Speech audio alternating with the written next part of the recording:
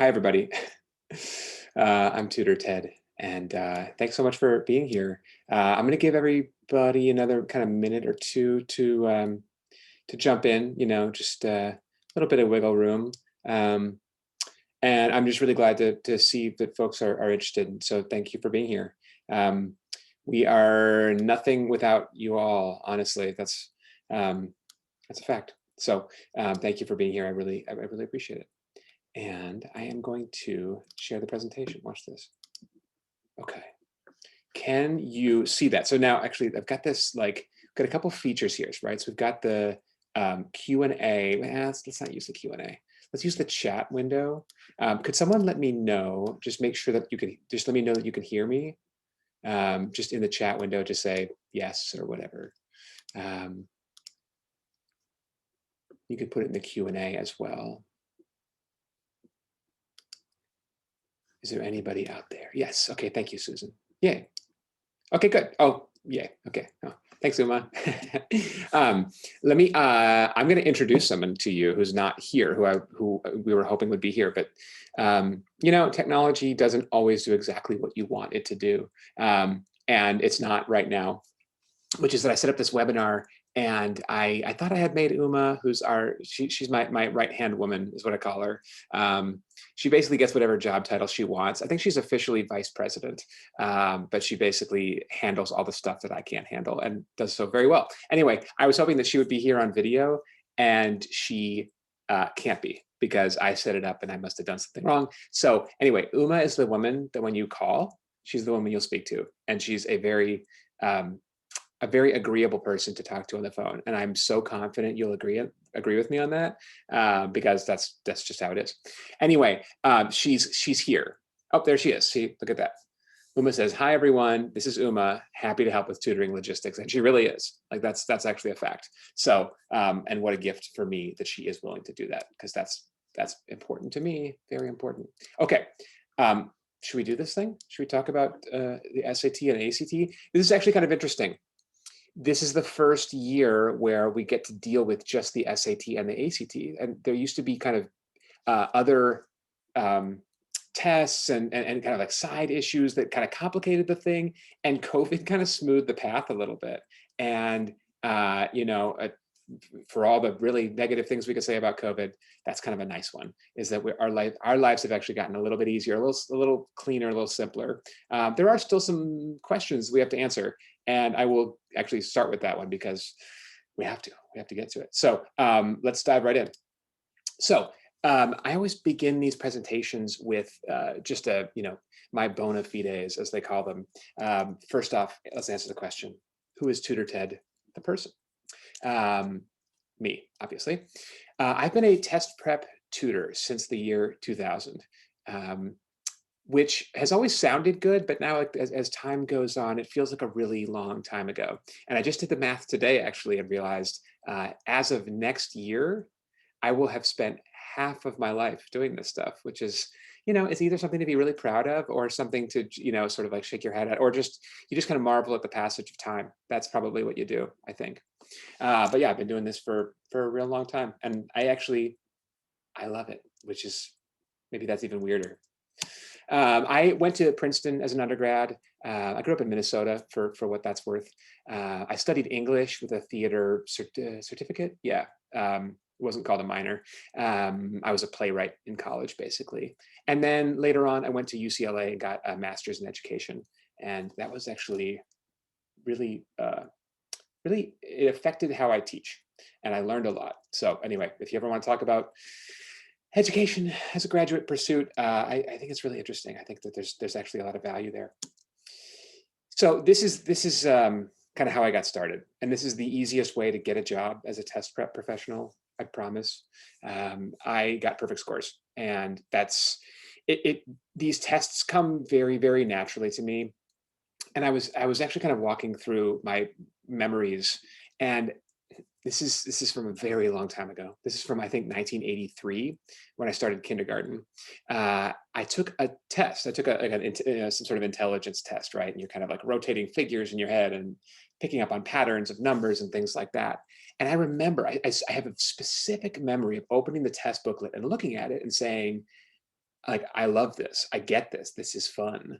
So that's kind of like how I've been for my entire life. Is I've known what the nature of the test is and what the purpose is and how to solve them, and it's just been pretty satisfying. And it's a really great way to. It's a great skill to have to understand the tests and then to be able to explain that. Right. That's the key. Is basically like let's decode these tests, and it's not even really code. It's like I've never loved the idea of like test taking hacks or anything like that. Like, there aren't hacks, there are just right ways to do it, and if you know them, they're kind of easy. So that's my goal, is to share that. That literally is my one and only goal, is to share that stuff with my students. This is really important. This is, to me, really essential, and kind of a life lesson, honestly. Not to be too dramatical about it, but I believe in non-boring test prep. I believe in non-boring everything.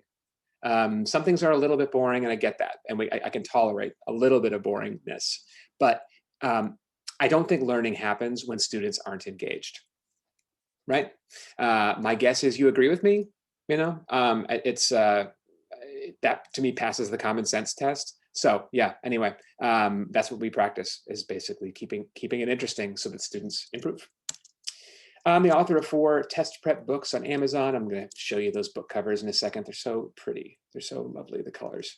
I have a thing for graphic design that is probably like, it's beyond what it needs to be, but it does keep me satisfied. So anyway, that's not important. This is also a tendency of mine, is to go off on very small tangents, and then sometimes take a tangent from the tangent. That's a real specialty of mine. But I'm gonna rein it in, because I am gonna keep this thing to an hour, and just watch me. I'm also the creator of SAT and ACT bootcamp courses that you can access via tutorted.com. So check those out whenever you want to. And I'll talk about that later. I'll talk about the nature of those courses later, because that is actually useful and hopefully important. Okay, so that was TutorTed the person. This is TutorTed the company, and these are the book covers. Aren't they pretty? Don't they look great? My friend Sherry designed them, and I just really love them. Anyway, those are our books. So we are a test prep tutoring and publishing company. We specialize in SAT and ACT. Those are our kind of bread and butter. GRE, IC, SSAT, HSPT, and other tests. We've done the GMAT, we've done the MCAT. I'm sure there are other acronyms that I'm forgetting. We've not done the LSAT. I've got a friend who does LSAT. If you want to ask about that, I can totally refer you to a great LSAT tutor, but we're hands off on that one. We have an office in West LA.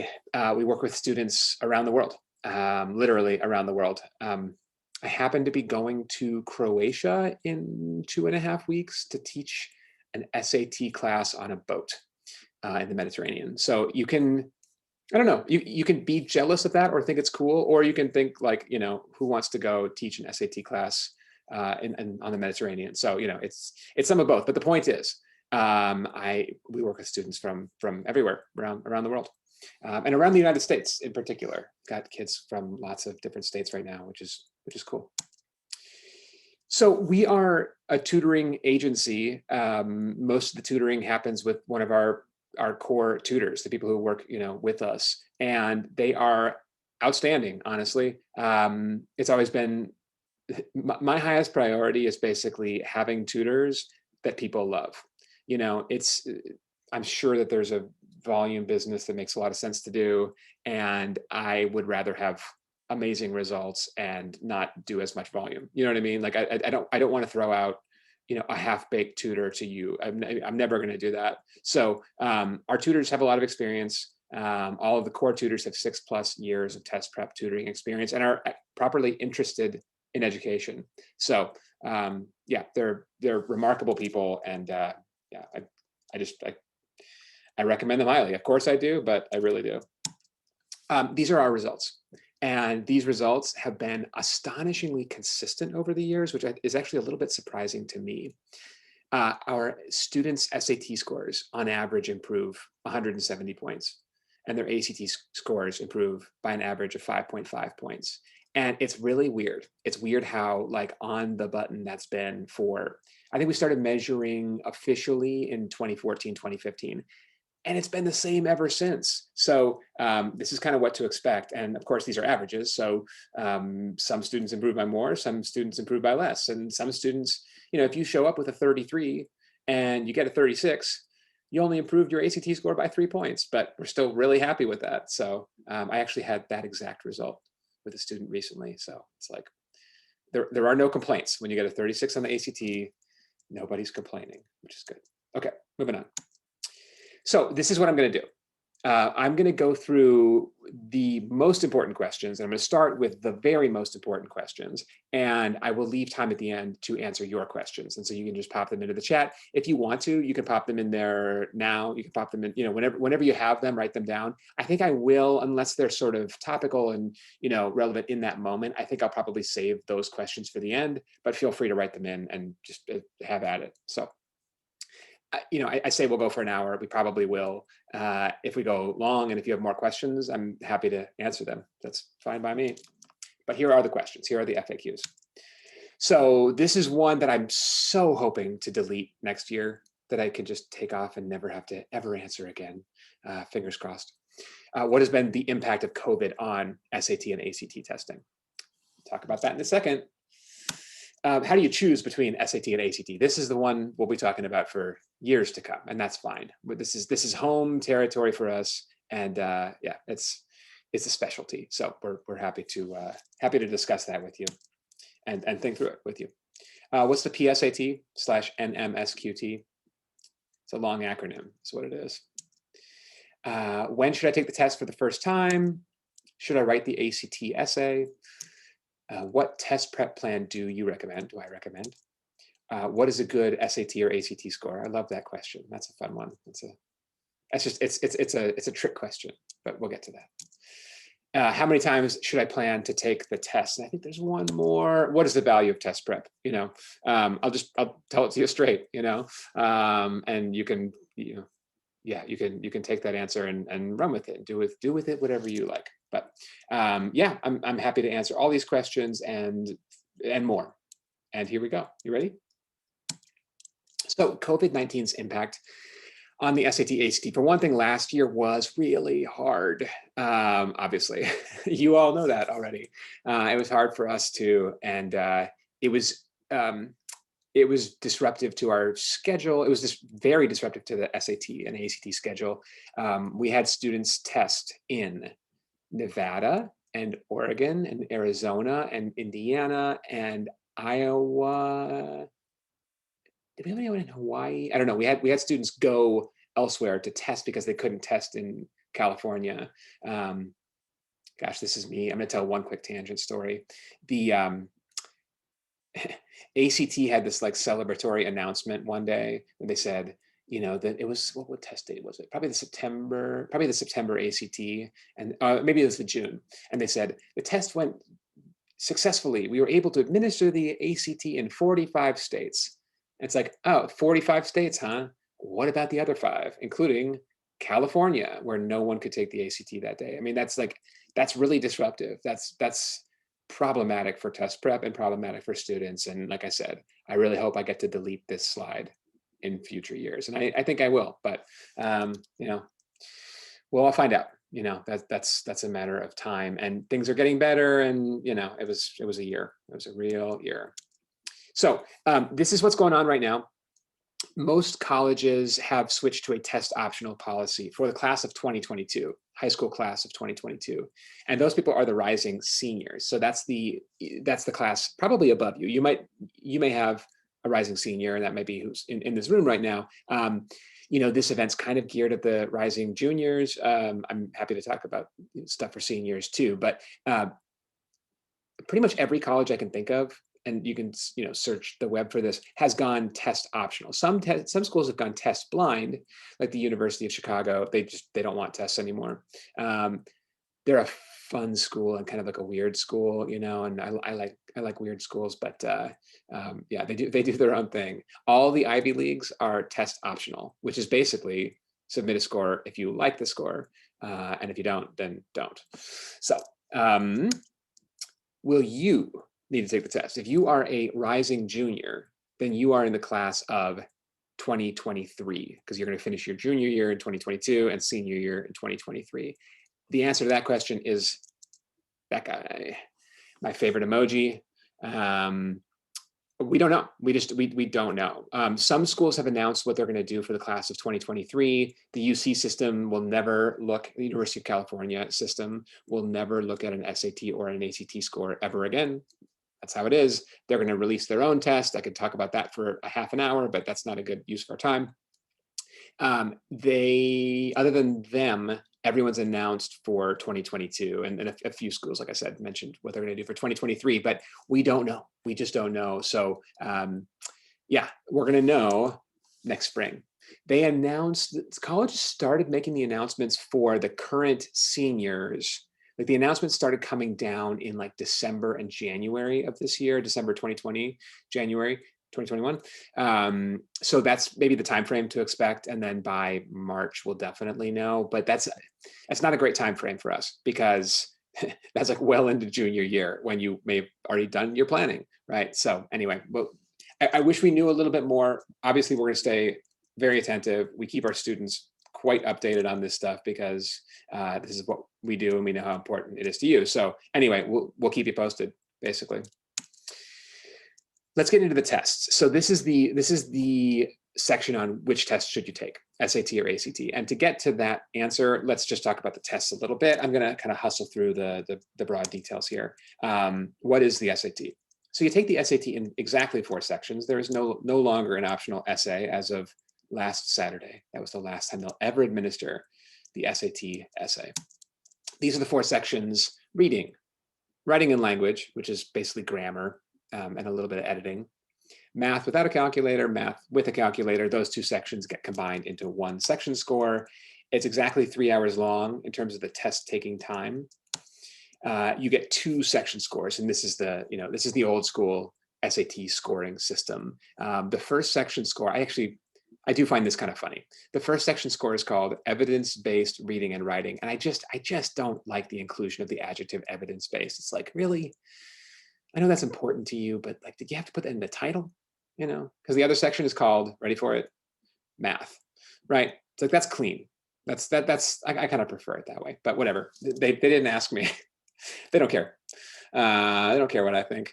Anyway, each of those sections is scored from 200 to 800 points. You add those together and you get an SAT score that ranges from 400 to 1600 points. Another quick Tutor TED tangent, because I just can't help myself. It's very difficult to get a 200, very difficult. It's much more unusual to get a 200 than it is to get an 800. Part of that is the nature of the curve, but also the nature of guessing. And basically, if you answer all the questions, you'll get, even at random, you'll do better than a 200. And I had this one student one time who showed up, and his PSAT, this is the old PSAT, he had a 200 on the math. And I was so excited because I'd never seen one. And I've seen some really bad scores. And I should use that adjective really judiciously. But I've seen some scores that were very low, but I'd never seen a 200. And I saw this, and I just, as I was like feeling the excitement within myself, like the thrill of this, I had to rein it in, because it's not the score that he wanted, obviously. And there was nowhere to go but up.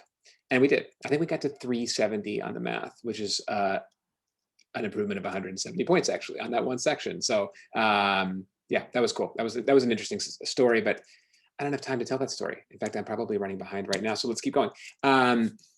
You get 4 answer choices per question, and then there are also 13 free response math questions where you generate your own number. And there's no guessing penalty. This is part of the new SAT, the SAT that debuted in 2016. Okay, what's the ACT? 4 sections: English, math, reading, and science. Always in that order, always the same timing. Then they have an optional essay, and we're going to talk a little bit more about that later on. It's 2 hours, 55 minutes without the essay, and 335 with it. And you get breaks within the test. On ACT, it's between math and reading. On the SAT, you get a big break after the reading test, which is the first test, which is hard, but we'll talk about that too. Each of the ACT sections is scored from 1 to 36. Then they average those scores for your composite score. So the composite is the name of the overall ACT score. And Again, 4 answer choices per question, although there are 5 answer choices on the math, and there's no guessing penalty. And your optional essay score is reported separately. It does not contribute to the composite score. It's not factored in there at all. The essay is scored from 2 to 12 in 4 different categories. Those 4 categories cover everything, everything from point of view to structure to sentence structure to vocabulary. It's just, it's the works basically. And then they average those scores to get your overall score. Okay, so pros and cons of the SAT. We'll start with that. SAT pros. If you're a strong analytic reader, you're going to love the SAT. It's just that it's built for strong analytic readers who are patient too. And both of these tests do get at patience. Like that is a factor for sure. Yeah, I mean, it's they are tests of your smarts, but also tests of your stick-to-itiveness, right? That plays a major role. Okay. The math content is very focused on the SAT. It's far and wide on the ACT in terms of what you need to know. You need to know, on the ACT, you need to know a little about a lot. On the SAT, you need to know a lot about a little. Basically, everything to do with lines, everything to do with quadratic equations and parabolas. Every single property of simplification you can imagine in algebra, you need to know that stuff up and down, and that's kind of it. You know, there's a little bit more stuff than that, but those 3 things cover 75 to 80% of every single test all the way through, which is that's focused. There's no science test, yay, but graphs are included throughout. Boo. So you will have to interpret some graphs because that's just part of the test. Fewer questions, fewer graph questions on the SAT than the ACT. SAT cons, the things that make people not want to take the SAT. It's hard. It's so hard that students who do well on it come out of it feeling like they did poorly on it. Basically, I can read a student's kind of expression and emotions to find out if they did it the right way. And if you finish the reading test and you're like, that was so hard, high five, you did a great job, because it is. It really is like it's just a challenge. And you know, I'm a person who gets a perfect score on these tests, right? Who is you know, has finished graduate school and has been doing test prep for 21 years. And I'm telling you, it's hard. This is a funny one. I think I put it in cons. I'm not even really sure if it's, you know, what this is. It's somewhere in between a pro and a con. To prep for the SAT, you need to build fundamental skills, and those skills are primarily it's reading level. So the reason I put it in a con is basically because that takes effort, which, you know, whatever, we're good with, you know, we like effort and, you know, a little bit of discipline and focus to make that happen, but it also takes time. So a little bit of energy is required to make this go. It's easier to prep for the ACT, which let's get to that slide. Here we are, ACT pros and cons. The ACT is very predictable. It's been the same way for a really long time. They make these changes to it, and the changes are superficial at best. It's been the same essentially since I was in high school, which is now a long time ago. You can do the math. There have been enough clues, but yeah, it's predictable and therefore coachable. If I had a student and I had no other information about them at all, and they asked me, should I take the ACT or SAT? I would say ACT, just because the knowledge that's required is kind of superficial. I'm not saying it's a better test. In fact, that probably makes it a worse test. But if you're trying to improve your score, it's the one to take. You know, I mean, I shouldn't say that, because that feels a little bit too absolute. Those other skills that I was talking about, like being a strong analytic and patient reader, you're going to get more bang for your buck on the SAT than you will on the ACT. And I'll get to the cons here too. So, but just in general, I think it's easier to improve an ACT score than an SAT score. Another thing that people like about this test is only a quarter of the score is math, right? It's one of the 4 sections. You do have to do the science, which, here we go, talk about that in a second. We'll get to it. One of the cons is it's quick. The reading and the science tests are very superficial and designed to be completed that way. So I did the math one time, and should I share this? I'll share this. I shared it with a student the other day, and they were like, I wish I didn't know that. the ACT reading test is the equivalent of reading a 20-page double-spaced paper in 35 minutes.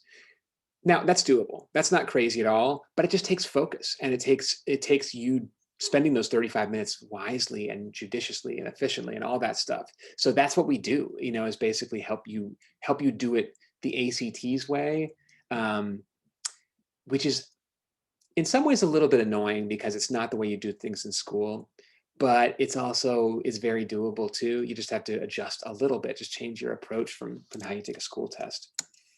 Another con for some people and a pro for some people is that it includes the science test, which is basically a graph reading exercise, a table reading exercise, where you're figuring out how one variable changes with respect to another one, what the experimental procedure was, and what changed between experiment 1 and experiment 2. It's reading comp with graphs is what it is. It takes a little bit of adjustment because I've never seen a test quite like it. It is its own thing. So everyone can adjust. Everyone can do that test. It's just it takes exposure and practice, basically. Oh, and that was it. How to choose between them, right? So these are the factors you want to look at when you're making a decision between ACT and SAT. Number 1, scores. I would say for at least 80% of our students, but maybe 85%, the two scores of a practice test, a practice ACT and a practice SAT, the scores will be within the margin of error of each other, which is about 40 SAT points. And that's 1 to 2 ACT points. For 80 to 85%, they'll be within that exact same margin of error. So the scores may or may not differentiate for you. If they do, that's great. You also want to think about a student's strengths, including their algebra skill, which favors SAT, their speed, if they're fast, then they might love ACT, their ability to memorize, which would favor ACT, because it's like I said, a superficial test with a lot of knowledge required, but only at a shallow level, and your reading level. And if you have a high reading level, that would favor SAT. So these are the things we think about when we help students decide between the two. And then also the student's preference. There are stylistic differences between the two of them in terms of the nature of the way the questions are asked. And I think it's important. I think sometimes I will actually talk a student into considering the ACT, even though they hated the science, because just because they hated it now doesn't mean they will hate it forevermore. They might, and we'll talk about that. But the science test shouldn't be like a deal breaker for anybody. But I do think it's important just to ask a student, how did you feel about this? How did this, how did you respond to these questions written in this particular way? That's important. And then here are the steps to take to make your decision. And by the way, this is the longest of all the questions, I promise. So take a practice ACT and SAT, right? Take the real ones, get a real score. Do not do them on the same day, please, whatever you do. If you want to get a bad test score, take the second, take a test after the other one. I mean, like this, I promise you, whichever test you take second, it goes badly because you'll be miserable. Because you'll probably be miserable during the first test. Like these tests are not exactly designed to make you feel great. I like taking them, and I am in the minority, I would say. I think that's fair to say. But yeah, taking these tests, and I shouldn't sound that discouraging. It's not that bad. You will survive. Talk to all my students from before, you will survive. But yeah, have those scores, use those, and use that experience as well. Call us. This is what we do.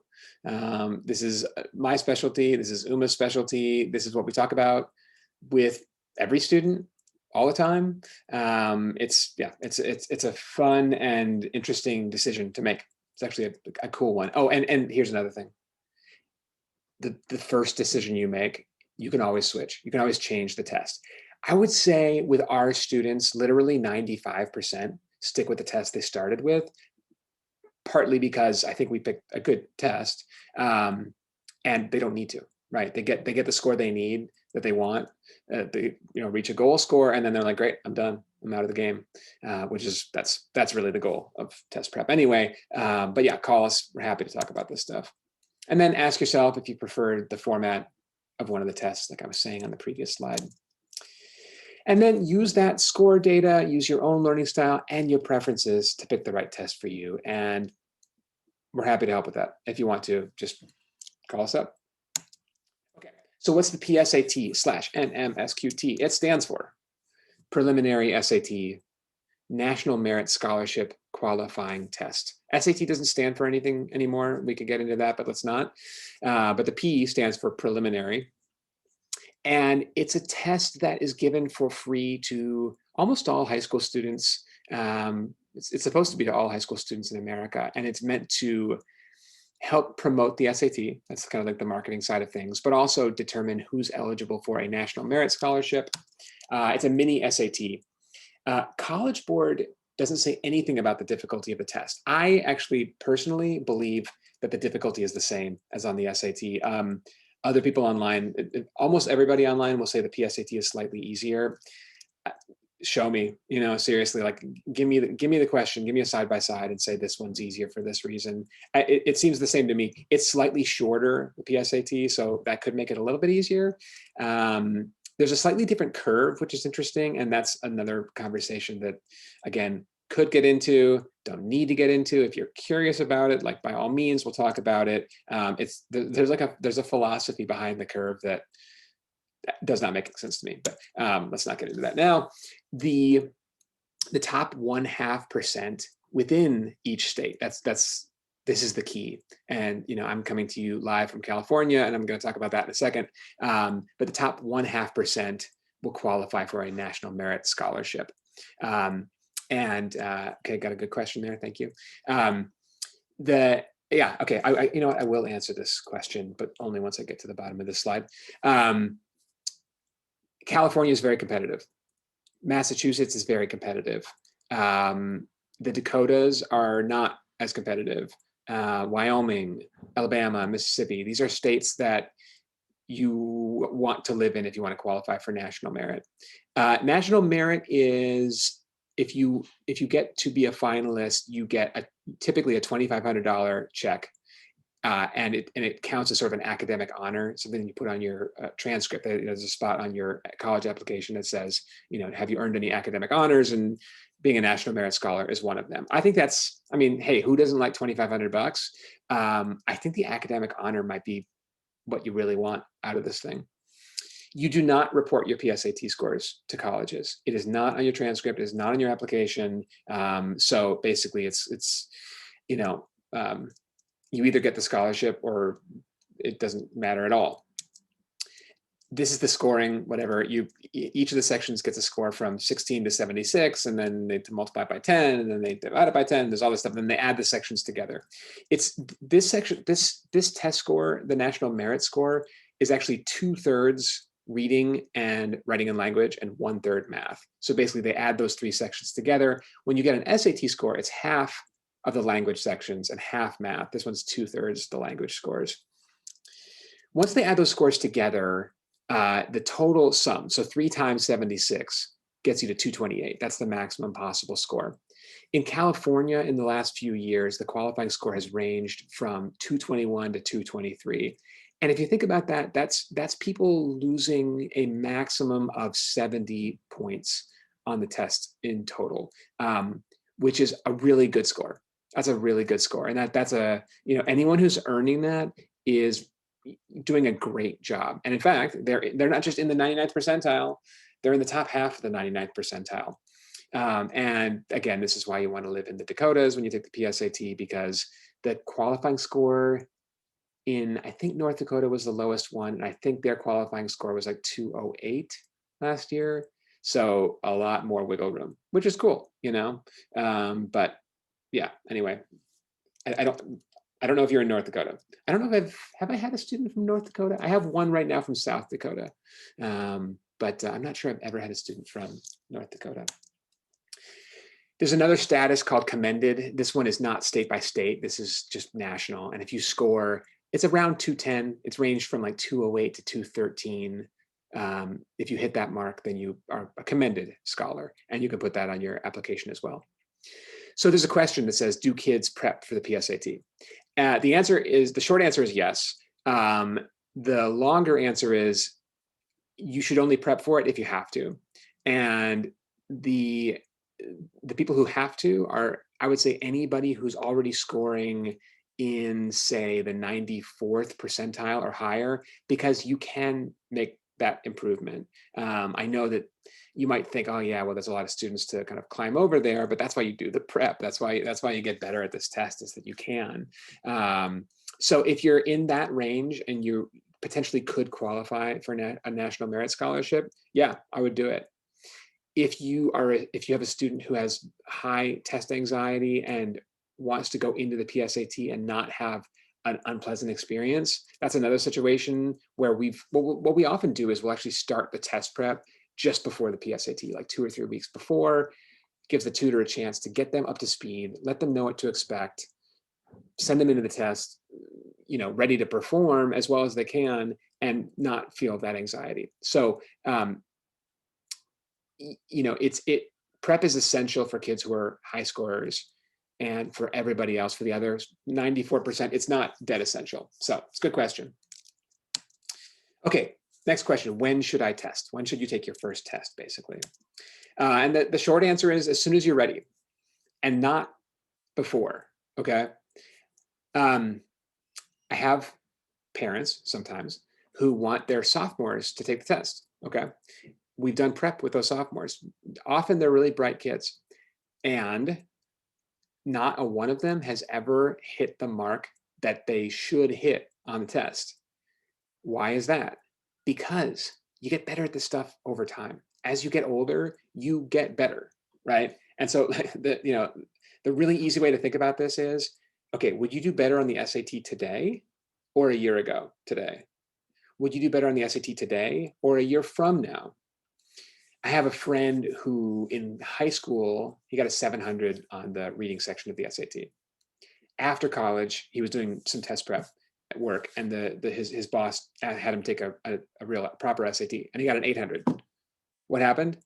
Well, I mean, he got to be a better reader. He got older, he practiced more, he knew more words, he knew more sentence structures, and he got an 800. So literally, time is on your side. So take it when you're ready, but not before, is my answer.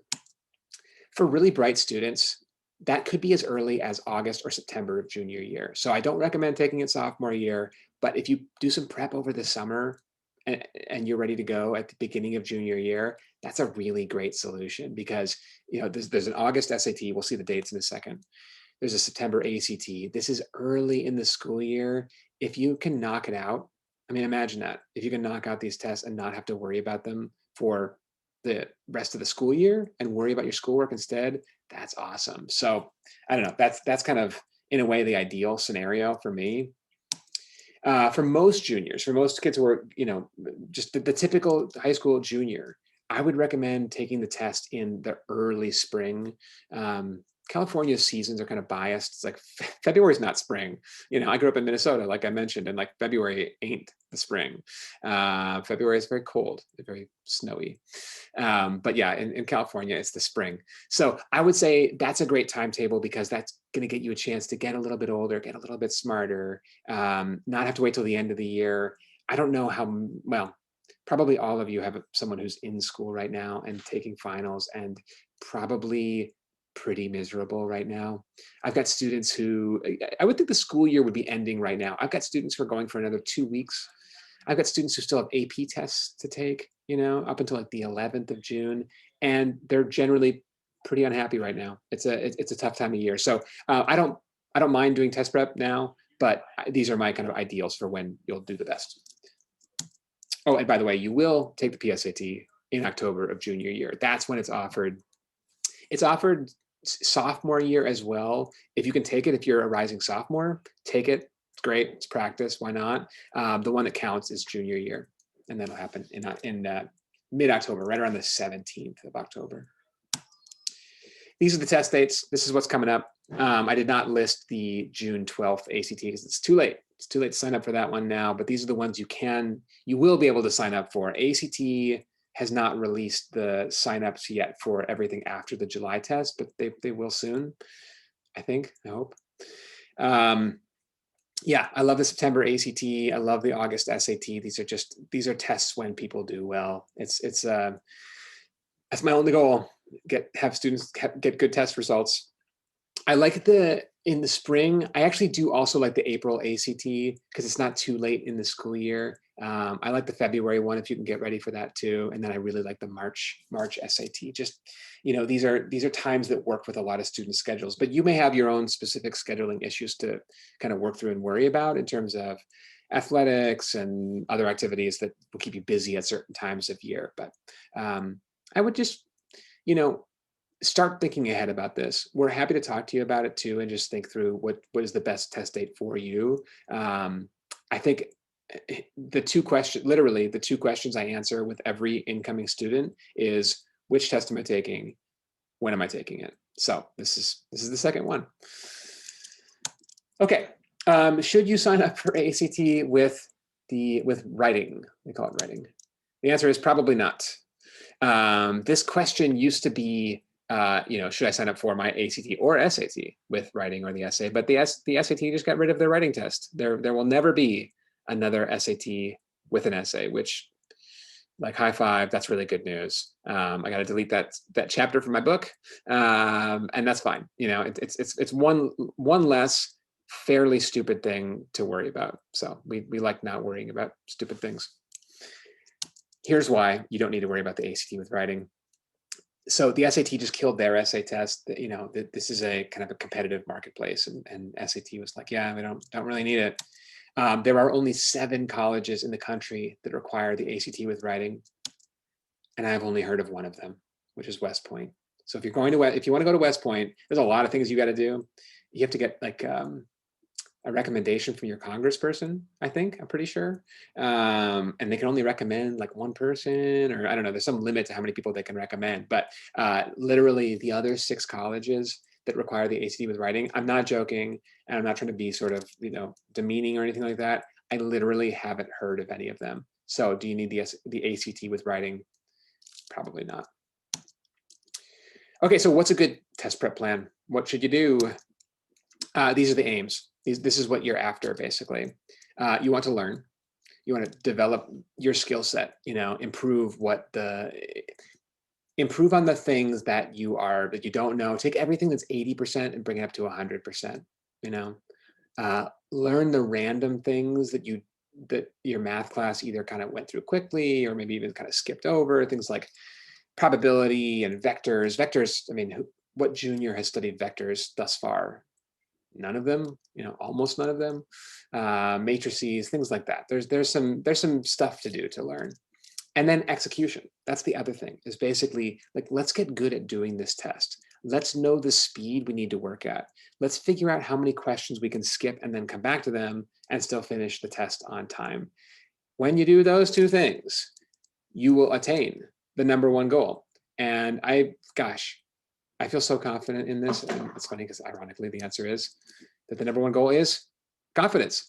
When you know the stuff and when you can execute on it, you will feel confident. And that's what every good test prep plan should aim at. This is a little bit abstract, but I guess I'm sort of an abstract thinker in general. There are lots and lots of practical steps to make these things happen. And I'd be happy to share those too, but we only have an hour. So anyway, this is kind of an interesting one because a lot of people come in, this is so interesting. A lot of people come in and say, oh yeah, I'm not that good at math, so we should do all of the test prep on math.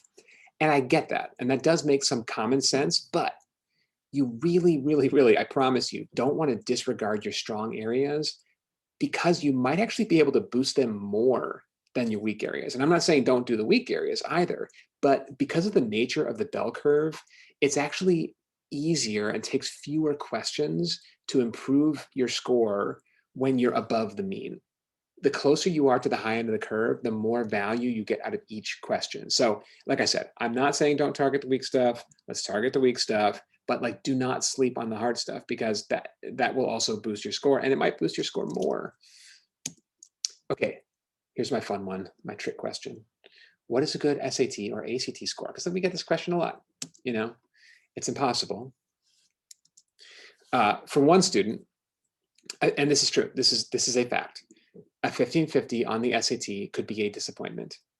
For another student, at 1200 would be a major success. And these are just, this is how it is. I had a student recently who got a 1580 on the SAT. So it's out of 1600. So there are 2 scores that are better than 1580, 1590 and 1600. It is within the margin of error of the top of the curve. And the mother said to me, should he take it again?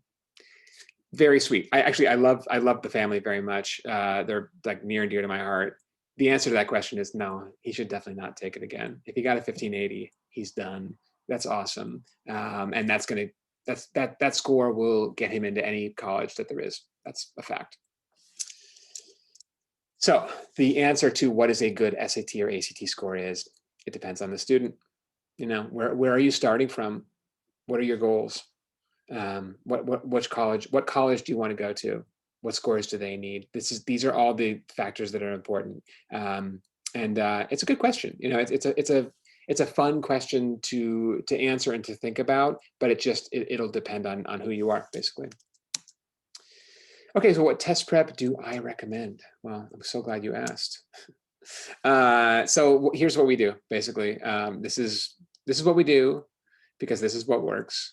And these are offerings that we've refined over the years. Oh, went backwards. Private tutoring is the #1. That's kind of our bread and butter. That's what we specialize in, I would say. Yeah, I think that's fair to say. We've been doing that for the longest amount of time, that's for sure.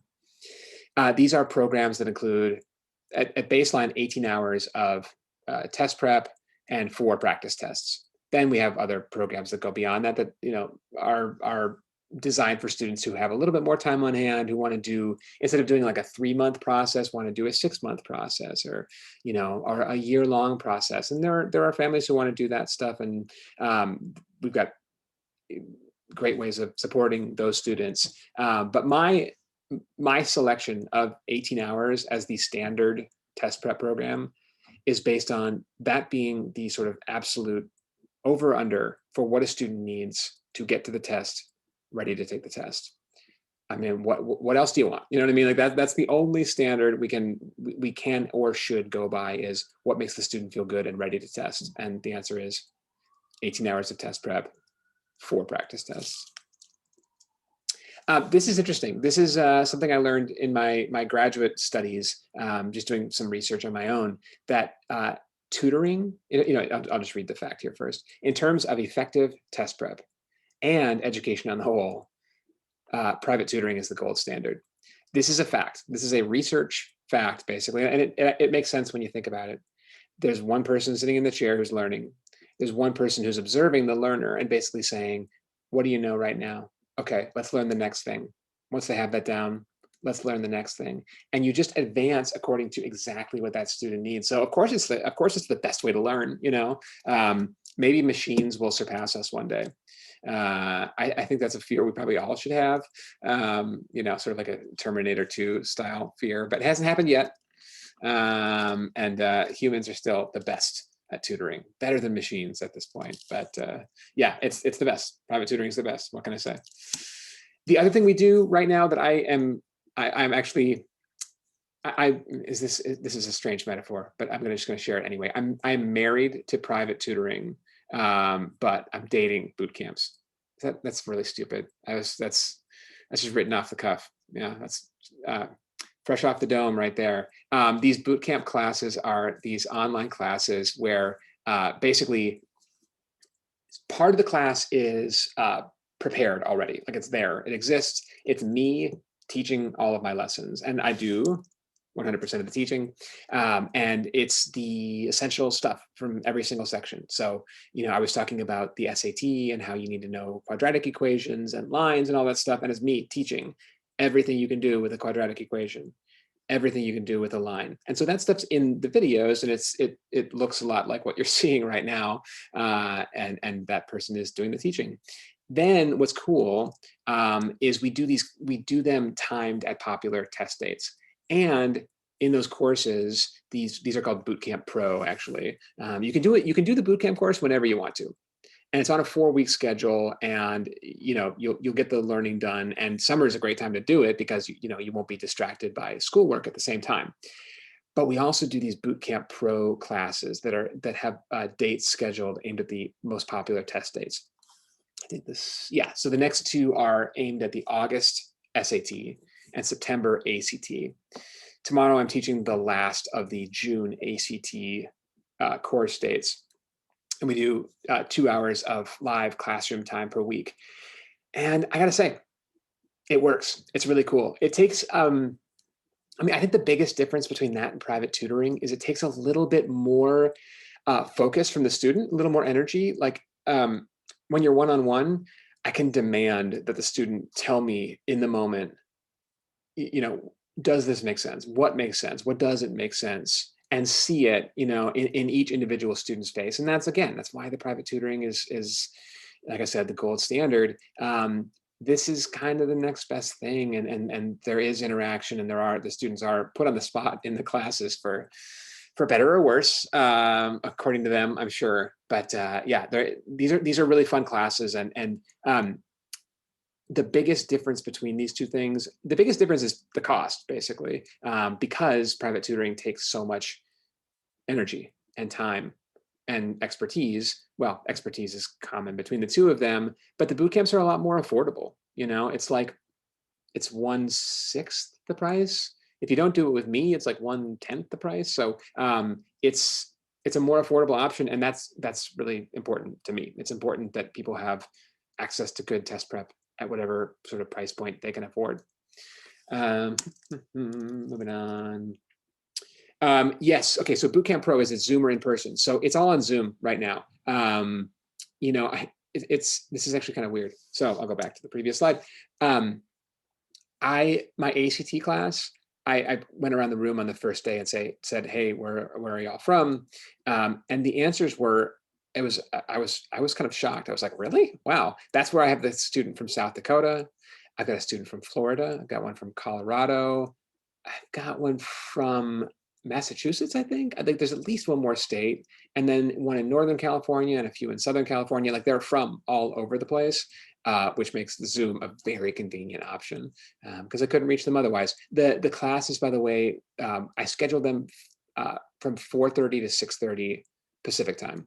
So East Coast time, that'd be 7:30 to 9:30 p.m. They're all recorded. I do recommend students be there live. I think there's just a little more energy when you're there live. You can always watch the recordings, and the recordings are always posted, so you can revisit them as well. But it's nice to have the students, you know, in the room with me. It's just, I don't know, just brings a different energy that is useful, I think. How many times should you take the test? Rules of thumb.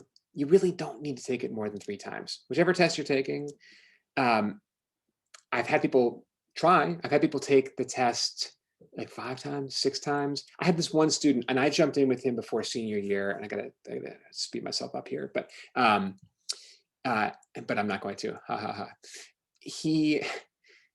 I was helping him get ready for, it was either his 5th or his 6th test, and I think we improved by 10 points. Why? Because the tests had kind of like nailed it. You know what I mean? He'd done test prep. He'd worked with somebody else before he'd worked with me. And they were at this point getting it right for where he was at that time.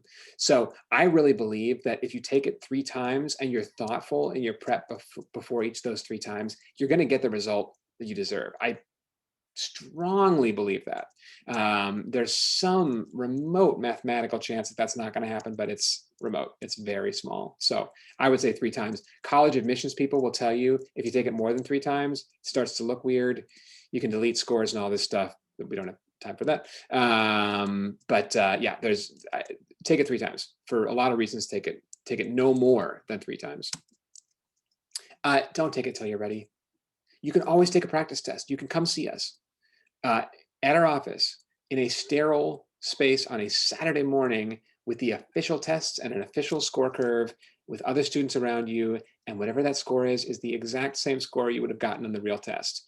It just doesn't count, which is nice. So come see us for a practice test. And yeah, don't go into the real test saying, well, I'm just going to take it for practice, because you don't have to. You can do that on your own.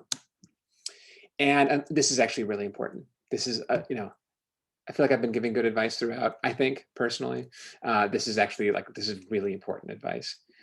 Unless you have the score you need, the score you want, take the test in the fall of senior year for all the reasons we've talked about, because you're going to be smarter. I'm telling you, if you take it fall of senior year, you'll probably get your highest score. And by probably, I mean at a 90 to 95% likelihood. So there you go. Some good advice from Tutor Ted.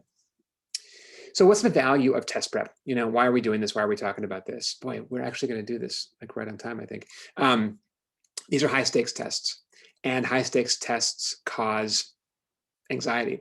You know, like that's actually normal and weirdly even welcome, because anxiety leads to a better performance, but is kind of unpleasant to feel, right? I think that knowing that and working through that is essential. I think that you have to like be ready to not confront anxiety, but just know that it's going to happen, and just kind of have strategies and techniques for working through that. But that's a whole other separate conversation that, again, I'd be glad to have at another time. A good test prep program will address the fundamental contents, like the knowledge you have to have, and the strategies of the test. And as a result, will give the student confidence. And this last point, this is it. This is literally the thing that's at the top of our website, because it's the only thing I care about, and it's the only thing we need to do. When you open the test booklet and you know exactly what to expect, you will perform at your best, right? To be honest, you'll be feeling stressed before it. You'll be feeling anxiety. And again, that's going to lead to a better performance. As soon as you open it and you say, I recognize this, I know what this is, I know what they're asking of me, you're going to perform really well. So that is our goal. That's the entire point of test prep, is to get you to that point. Whew. Okay. It's 56 minutes of me being nonstop there. These are the next steps. Basically, this is contact information. You want to pick a test. You want to figure out when you want to take the test. These are things we can help with. You can email us. You can sign up for a practice test. The easiest way to get into a practice test is email us, contact@tutorted.com. You can also call with questions, and beloved Uma will definitely answer them. 310-600-9595. That's the way to reach us by phone. And yeah, this is what we do. This is weirdly, like I said, it's fun. It's actually fun for us. So do not hesitate to take advantage of us and ask us every single question you can think of. And speaking of questions, I've gone through mine. What are yours? Just type them in the Q&A. You can type them in the chat. Either way, happy to answer more questions. And like I said, we've got, it's 3 minutes till 7, which again, it's so strange. It's the weirdest thing. No matter how many tangents I take, it always ends up like right at an hour. Yeah, and Uma makes the point. You can use a PSAT score to compare that with practice ACT. I get kind of, yeah, I totally agree. If you can, take the PSAT, sorry, take the practice ACT close to the time when you take the ACT, just to get the absolute best comparison. But yes, 100%, the PSAT is a useful tool for comparing scores. Anonymous attendee says, do schools see all scores if you take the test more than once? Very good question. So kind of it's not too long of an answer, but slightly complex answer, which is SAT has something called score choice, which is basically when you're done and when you're applying to colleges, you get to say, I want to submit this test score, this 1, this 2, these 3 if you wanted to, and they'll only submit those particular scores. Now, some of the colleges want to see all of your scores. And so along with your application, they will ask for an affidavit saying, I submitted all of my test scores, that you have to sign. So it's this sort of like weird conflict where like you could submit, fewer scores, but then you're gonna have to swear that you submitted all your scores. ACT has a new policy where they will super score for you for the colleges. So super scoring is basically cherry picking the best section scores from different tests. And then they'll submit those kind of best section scores. So yes, the test companies, as like a service to you, try to let you send only your best scores. Some of the colleges want to see all the scores. So it's the answer is sort of complicated. Other questions? I'm going to say answer live on all these because I can do that.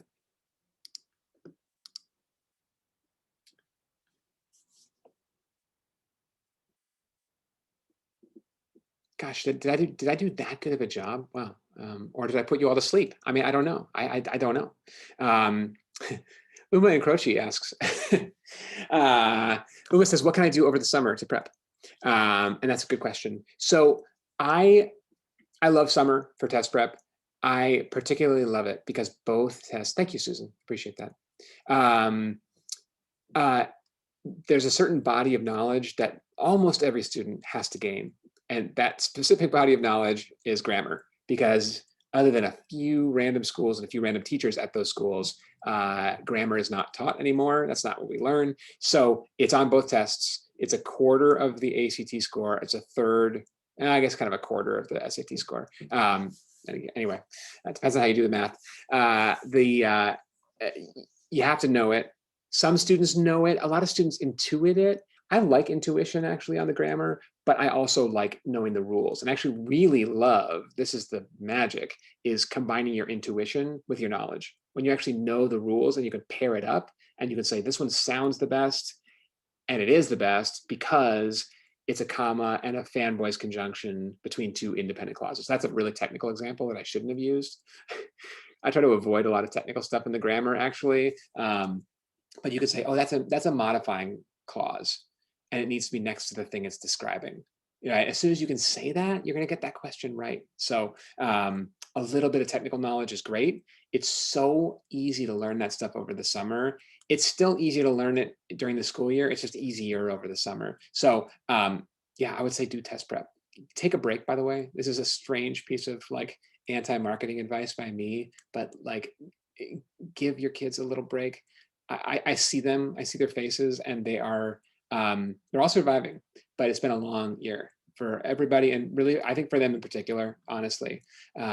So don't start yet. Start soon, but don't start yet, and learn that stuff. Learn the grammar, learn the math topics that you don't know, and get going. For some students, they could do that grammar learning now and either continue with test prep or take a break and get ready for the February or March tests next year. Yeah, cool. Donna said, can you explain SuperScore, and is SuperScore more complimentary for SAT or ACT, or does it not matter? Do you have to send all scores or the SuperScore only? So the colleges used to be the ones who did the super scoring, and you had to send all of your scores, and then they would cherry pick. And what they would do is they'd get your kind of report, your printed report of all your scores, and then they would take the best section scores and put it on the front page of the, there was kind of like a cheat sheet at the front of your application that they would create, and it would have your best section scores, but then the score report would be in the back. So that's the way it used to be. Now you're choosing which scores to send, except for those schools that require you send all the scores. So the super scoring, I would say, is equally beneficial to the two tests. I'm not crazy about the approach of working on one section at a time, basically saying like, oh, I'm going to get really good at writing a language, and that's the only section I'm going to worry about. You can do it. To me, it feels like, why not just get good at the whole test? You can take it a couple times anyway, but only being good at one section at a time, it feels like a little bit too constructed, too artificial of a strategy. I don't think that you want to work that way, personally. Oh, Sarah says we lost your audio. Is that true? Can you hear me?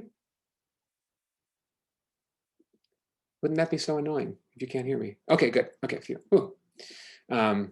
Sarah, I hope you lost my audio only. I hope. Yeah, it'll be equally beneficial to you. It makes sense to take the test more than once because you get better at tests. You get better at everything with experience. So I would recommend taking the test more than once. I would not recommend taking the tests more than 3 times. And yeah, you'll keep getting better with time, and then you can figure out where your scores are at the end. Yes, does that answer your question, Donna?